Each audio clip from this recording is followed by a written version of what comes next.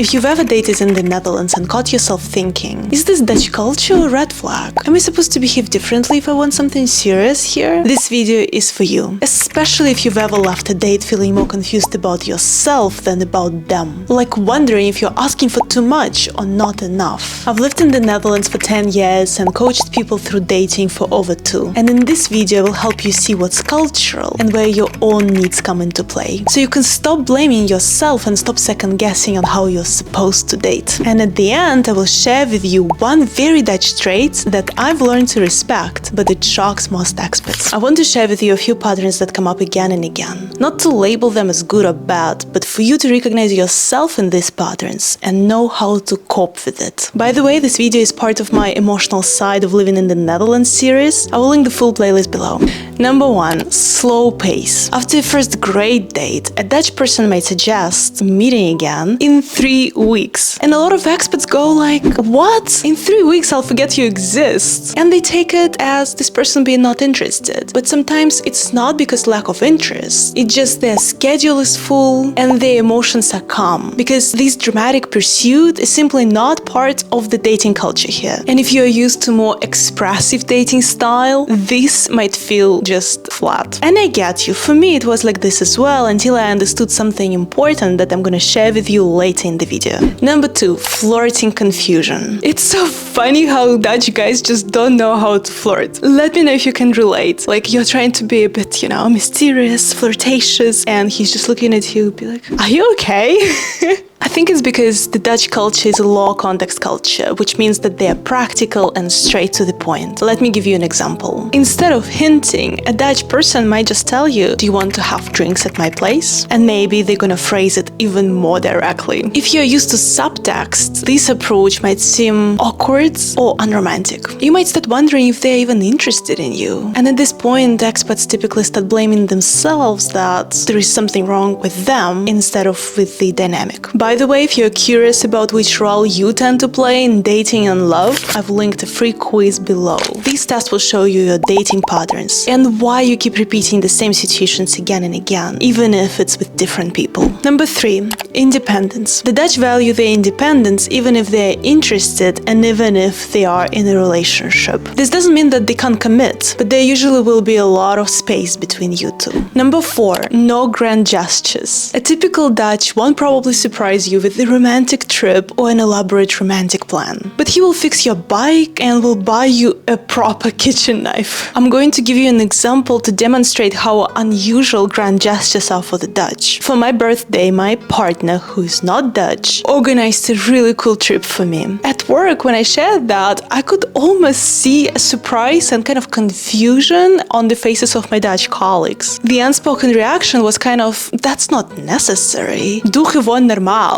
Number 5, equality. The Dutch take equality seriously, sometimes very seriously. They might insist on splitting a €6 bill, and you might wonder like, my share was only €3. But for them, it's about the principle. You're equal to me, and I'm not going to imply that you're not by paying for your share. I recently made a video about holding your door for the person behind you. The point that I was trying to make is that when equality is taken too far, we forget about manners. We forget about being nice and polite to each other. But you will be surprised by how many people actually disagree with that. And if you don't believe me, then read the comments under this video. Number 6, minimal depth. I often hear this both from men and women dating Dutch people, is that especially at the beginning of dating, topics of the conversations are quite superficial. People say that it's like you try to go deeper, but the door is completely shut. I understand the idea of taking things slowly and investing proportionally, not just coming and oversharing everything that your life has been about so far. But from what I hear, for many people it feels like there is no depth to be found there at all, like even later in the dating process. So I'm really curious how your experience has been so far. I personally think that boring questions like, oh, what do you do for a living? I think they should be banned. And we should discuss more profound topics because this is what really helps us understand another person. Actually, a year ago I made a file that was very well received with the top most interesting questions to ask on a date. So if you feel like your dates have been boring and you're wondering if it's on you or it's on another person, text me on Instagram and ask for dating questions. I'll send you the file so you will be prepared for the next date, and if it still remains on the surface level,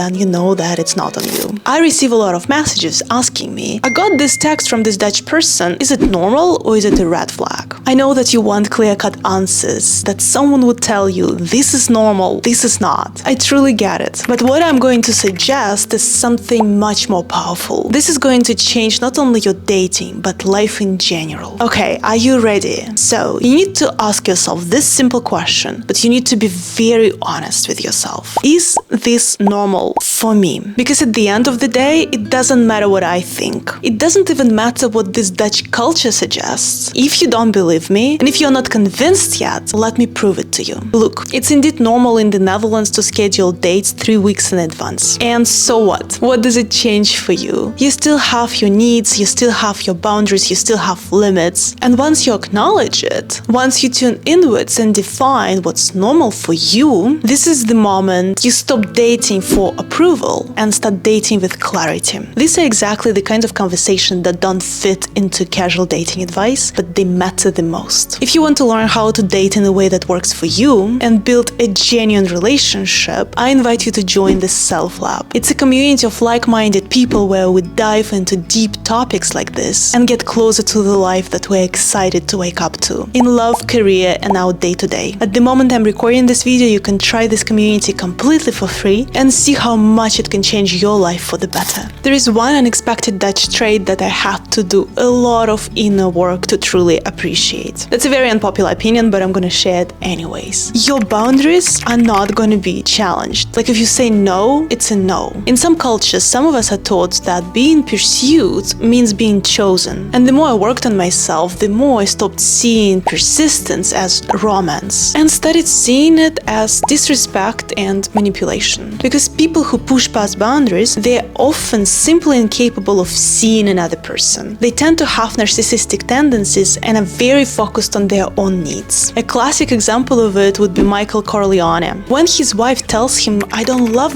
you, I don't want to be part of it, let me go, he simply cannot receive it. He hears what he wants to hear, and we all know how it ends. This approach reveals a very important question, and for many people this question is very uncomfortable. So the question is, if no one overrides your limits for you, do you actually know what you want? If this video made you realize that dating abroad isn't just about culture, but about how you relate, there are 2 next steps that can really help. 1. Take free love quiz to understand what's blocking your love life. And the second one is, if you want to learn how to navigate dating and relationships in a way that truly works for you, join the Self Lab. It's a community of like-minded people where we explore topics like love, career, purpose, and move closer to the life that actually feels aligned. You can try it out for free and see for yourself how much it can actually help. You can find all the links in the video description below. Thank you so much for watching this video until the end, and I'll see you soon. Bye for now.